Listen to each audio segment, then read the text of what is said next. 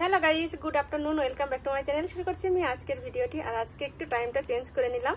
প্রতিদিন তো সকালবেলা উঠেই ভিডিওটা শুরু করি, আর আজকে একদম সকালের পাট পুরোটা চুকিয়ে দিয়ে সকালের খাওয়া দাওয়া সেরে সব কাজকর্ম সেরে এমনকি স্নানও করে নিয়ে চলে আসলাম দুপুর 2টোর সময় তোমাদের সামনে। এখন আবার দুপুরে রান্নাবাড়ি করব, সবকিছু জোগাড়যন্ত্র করে নিয়েছি। কি কি রান্না করব চলো তোমাদের দেখিয়ে দিই। আর আমার পেছনে দেখছো এখানে বাসনপত্র, এগুলো সব এখন ধুয়ে নিয়ে এসে তারপরে স্নানটা করেছি। তো চলো কি কি রান্না করি সেটা তোমাদের একটু দেখাই। এখানে যে চিংড়ি মাছ পরিষ্কার করে নিয়েছি, এই মাছটাই এখন ভাজবো। দেখো কত সুন্দর বড় বড় চিংড়ি মাছ এনেছি আজকে। আর এটা করব হচ্ছে অনেক কিছু করেছি আজকে। এখানে উচ্ছে কুচিয়ে রেখেছি, এখানে আলু বেগুন মূলো কুচিয়ে রেখেছি। এই সব কিছু দিয়ে একটা গামাখা চচ্চড়ি করব। এটা করব পেঁয়াজ ভাজা দিয়ে, পেঁয়াজ লঙ্কা কেটে রেখেছি। এখানে এই যে কুশি আনাজ বলে, এটাকে কুচিয়ে রেখেছি, এটাও ভাজা করব। তার সাথে করব এই যে শাপলা বটি, শাপলাও কেটে নিয়েছি। তো চলো এই 3 পদ রান্না করি এখন। আর দুপাশে দুটো কড়াই বসিয়ে দিয়েছি, দুপাশে তাড়াতাড়ি হয়ে যাবে। এই পাশে মাছ ভাজাগুলো বসাবো আর এখানে তরকারি বসিয়ে দেবো। আজকে সকালে কি কি দিয়ে খাওয়া দাওয়া করলাম সেগুলোও তোমাদের একটু বলে দিই। সকালবেলা করেছিলাম আলু সেদ্ধ, উচ্ছে সেদ্ধ আর শুকনো লঙ্কা ভাজা দিয়ে একদম কটকটা করে ঝালঝাল করে মাখিয়ে তারপরে খেয়েছি। তার সাথে করেছিলাম বেগুন ভাজা, বেশ ভালো লেগেছিল। সকালবেলা যদি গরম ভাত এরকম সিদ্ধ ভাত আর বেগুন ভাজা হয় না, বেশ জমে যায় খাওয়াটা। তো সেভাবেই সবাই খাওয়া দাওয়া করেছি। আর একটু সেলাইয়ের কাজ যেহেতু করেছি, এর জন্যই আজকে রান্নাটা দুপুরবেলা হচ্ছে, নইলে তো একবারেই আমরা করে নেই সকাল আর দুপুরে রান্না। তো এদিকে কড়াই গরম হয়ে গেছে।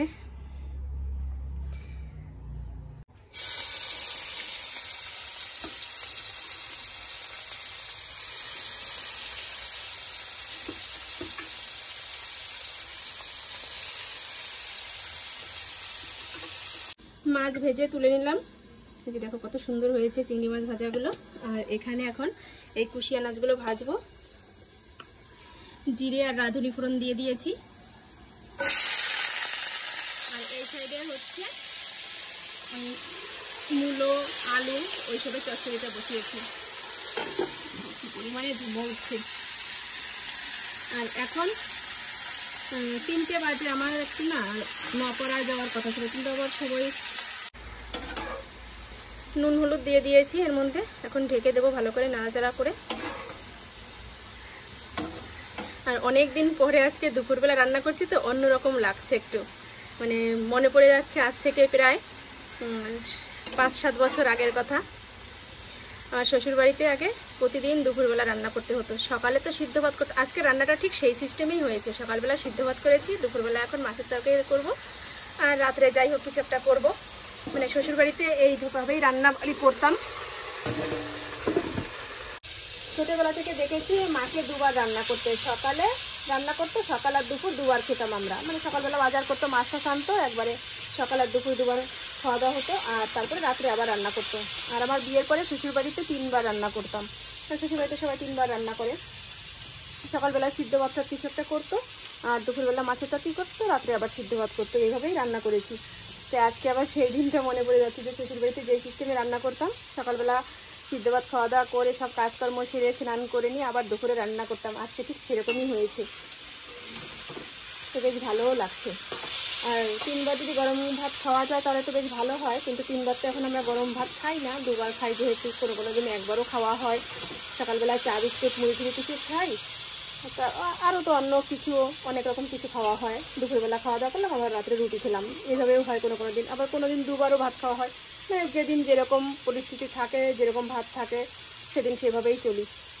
তো দেখা যাক আজকের দিনটা নয় সেই শ্বশুরবাড়ির নিয়মেই চলবে।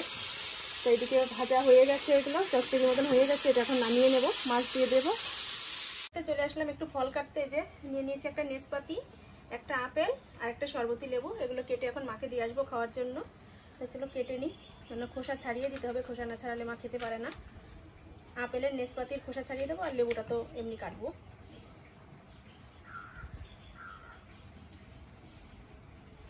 কাটতে গিয়ে পড়ে গেল একটা।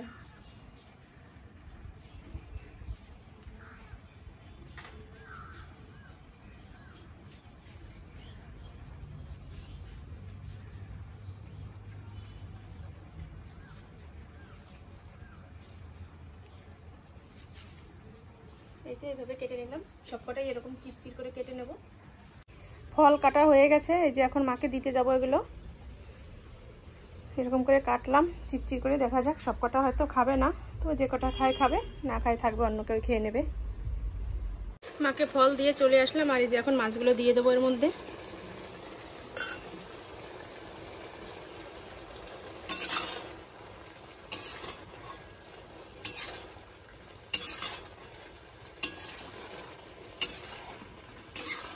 রান্না কমপ্লিট হয়ে গেছে, চলো তোমাদের একটু দেখিয়ে দিই রান্নাটা কেমন হয়েছে। এই যে এখানে মূলো আলু বেগুনের চচ্চড়িটা করেছি, আর এই যে মেলা থেকে সাজিটা কিনেছিলাম, মানে ঢাকার জন্য, ঢাকনাই বলে এটা, সাজি নয়। আর এখানে এই যে শাপলা বটি করেছি চিংড়ি মাছ দিয়ে, আর এখানে কুশি আনাজ ভাজা করেছি, আর এখানে কিছু এই যে ফল কেটে রাখলাম, মাকে তো দিয়ে এসেছি, আবার আমাদের জন্যও কাটলাম, আমরা ভাত খেয়ে তারপরে এই ফলগুলো খাবো। আপেল আর লেবু কেটেছি। তো চলো, আর ভাতটা এদিকে এই যে বসিয়েছি, ভাতটা হচ্ছে, ভাতটা হলে তারপর খাওয়া দাওয়া করবো। সন্ধ্যার সময় চা বানিয়ে নিয়ে আসলাম ছেলের আর আমার জন্য, আর এখানে করে নিয়েছি মুড়ি মাখা। মুড়ির মধ্যে আজকে অনেক কিছুই দিয়ে মুড়িটা মাখা করলাম। গাজর দিয়েছি, শসা দিয়েছি, পেঁয়াজ, কাঁচা লঙ্কা, বাদাম, সর্ষের তেল, সব কিছু দিয়ে মুড়ি মাখা করেছি। আর এখানে যে দুটো বিস্কুট নিয়ে নিয়েছি, ছেলে বিস্কুট দিয়ে চা খাবে। দিদি এসেছিল ঘরে, সে সময় অ্যাকচুয়ালি মনে ছিল না চা করার কথা, ভীষণ খারাপ লাগছে। ওকে দেখি ডাক দেবো, যদি আসে তো ভালো, তাহলে খেতে পারবে।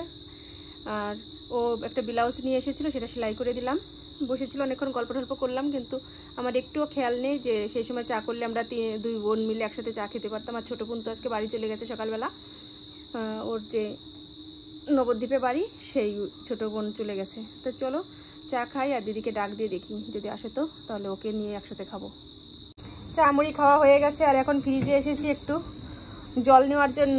আর দেখো ফ্রিজটা খুলে আমি তো পুরো অবাক হয়ে গেছি, তো ভাবলাম তোমাদেরও একটু দেখাই। দেখো কি অবস্থা আমার ফ্রিজের, পুরো বরফ পড়ে একদম বরফের জায়গা হয়ে গেছে, ঠিক আছে? বরফের থেকে জল পড়ছে টপটপিয়ার, দেখো কি অবস্থা। আগে কোনোদিনও এতটা বরফ জমেনি, আজকেই দেখছি যে এত বরফ জমেছে ফ্রিজে।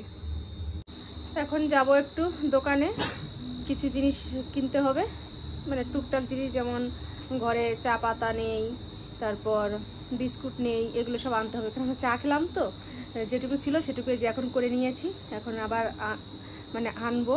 আর সাবান টাবান অনেক কিছু আনতে হবে। তা চলো দোকান থেকে ঘুরে আসি, তারপর কি কি আনি সেগুলো তোমাদের দেখাবো, দেখতেই পাবে কি কি আনবো। তো চলো ঘুরে আসি আগে।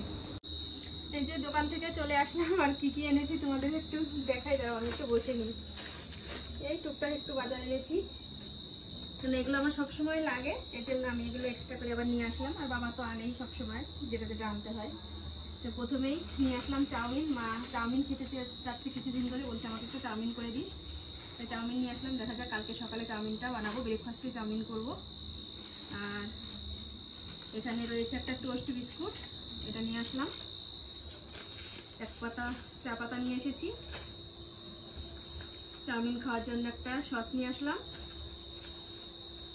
আর একটা সাবান এনেছি গায়ে মাখা, আর চুল কালার করার জন্য একটা কালার এনেছি। আর এদিকে এই যে একটা সার্ফের প্যাকেট, আর আমার ছেলের জন্য এক প্যাকেট সোয়াবিন।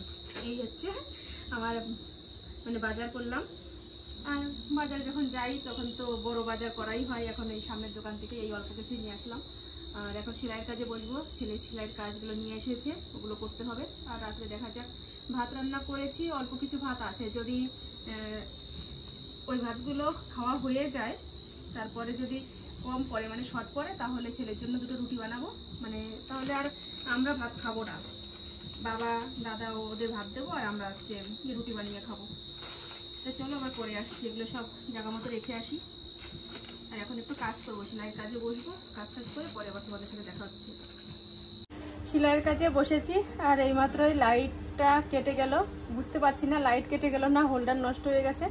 ছেলে একটুখানি চেষ্টা করলো, কিন্তু কোনোভাবেই জ্বালাতে পারলো না, তাই রিং লাইট জ্বালিয়ে নিয়েছি।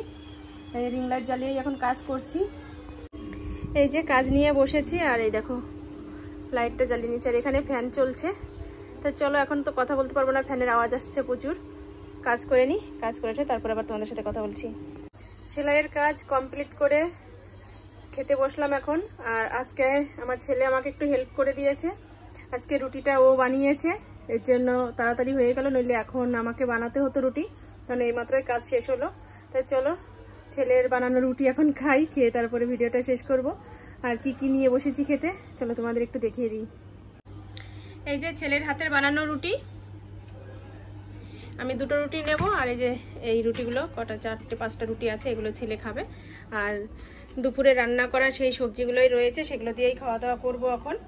এই যে কুশিয়ানা যে ভাজা, চচ্চড়ি রয়েছে, আর এখানে একটু শাপলা রয়েছে। তো চলো খাওয়া দাওয়াটা করে নিই। ছেলে যেহেতু আটার গুঁড়ো দিয়ে রুটি বেলতে পারে না, এর জন্য ও হালকা করে একটু তেল দিয়ে দিয়ে মানে কি বলে পরোটা যেরকম ভাজে সেরকম করে বানিয়েছে।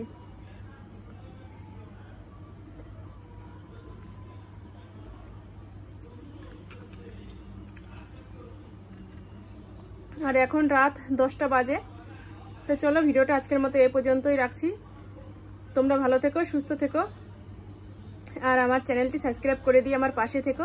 আজকের মতো টাটা বাই বাই, আগামীকাল আবার দেখা হবে নতুন ভিডিওর সাথে। চলো টাটা, গুড নাইট।